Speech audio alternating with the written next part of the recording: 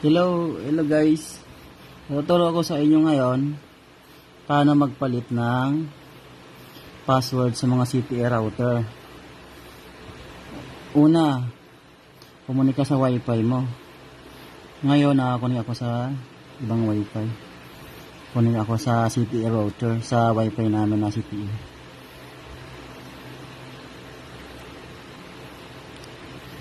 Ito. Second floor. Ayan. Connected na ako sa second floor namin. Ang second floor namin, ang router niya ng CPE. Ngayon, ituturo ko sa inyo paano magpalit ng password. Kasi itong CPE, kailangan pang i-static. Kasi naka-disable date CPE nito. Kailangan pang i-static. Pakita ko sa inyo. Una, pakay sa Google Chrome. Type nyo yung IP address nyo. Ang default nito ay 192.168.1.1. Tapos go. Hinitin nyo yung go. Ayan, go. Diba maglo-loading lang siya, diba? Ayan, maglo-loading siya. Meron tayong gagawin para ma-access natin yan. Yung 192.168.1.1. Ayan. Meron tayong gagawin yan. Kasi hindi siya ma-access eh. Punta muna tayo sa Wi-Fi settings. Wi-Fi settings. Tapos ito. Ayan yan. Pinutin mo yan. Ayan. View more. Hanapin nyo yung IP settings. Ayan. Tapos static. I-static nyo yung cellphone nyo. Yung IP ng cellphone. Ngayon naka-default siya sa 192.168.89.24. Ayan, diba? Nakakita nyo yung 89 na yan. Yung gitna na yan, butahin nyo yan. Kasi 89 yung default, ang pupuntahan nyo, 1.1, di ba? Kaya palitan mo ng 1. Tapos, 1 ulit dito.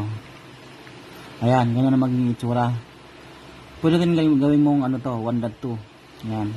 Pwede rin ha. Tapos, ganyan, itsura ha. Huwag nyo kalimutan. I-static nyo ganyan. 1.2, tapos 1.1. Halimbawa, ang binago natin dito ba 1, di ba? Ito lang may importante. 1.1 yung 1, burahe, ay yung 2 burahin gagawing 1, dito din gagawing 1 din. Tapos save na. Save. Sa ibang IP guys, hindi na 1.2, di ba? Minsan 58.1, 50 hanggang 50 hanggang 50.1. Ano yun? Depende yan sa IP na nakaset dyan. Pero ang default nito 1.1 ganyan. Di ba nakasave na siya? Punta ka na ngayon sa Google Chrome. Yung hindi ma-access kanina, ma-access mo na ngayon. Di ba? Pag-access mo, lapit natin, username, lagay mo lang user. Ayan, small letter lahat ha. User. Tapos user. Yan. Login. Yan. Ito na siya. Ito yung wifi mo. Dalawa ang wifi mo. 2.4 at saka 5G. Yan. Ang 2.4, tumata sa 2.4. Ang 2.4, ang isa ID niya ito. Ito yung wifi name. Punta ka dito. Ito, second floor, diba? Ang 2.4 na password, dito naman sa security. Okay, mali. Ulit.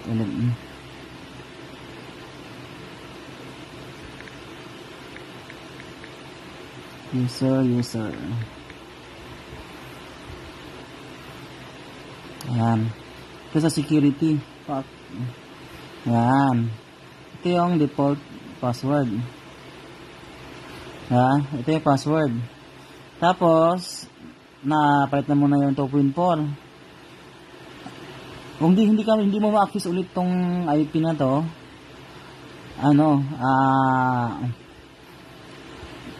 i-static mo ulit yung yung IP mo dun sa cellphone sa IP settings ha. Kasi pag nagbabago ng wifi name, nagbabago din yung nag-automatic siya ng DHCP.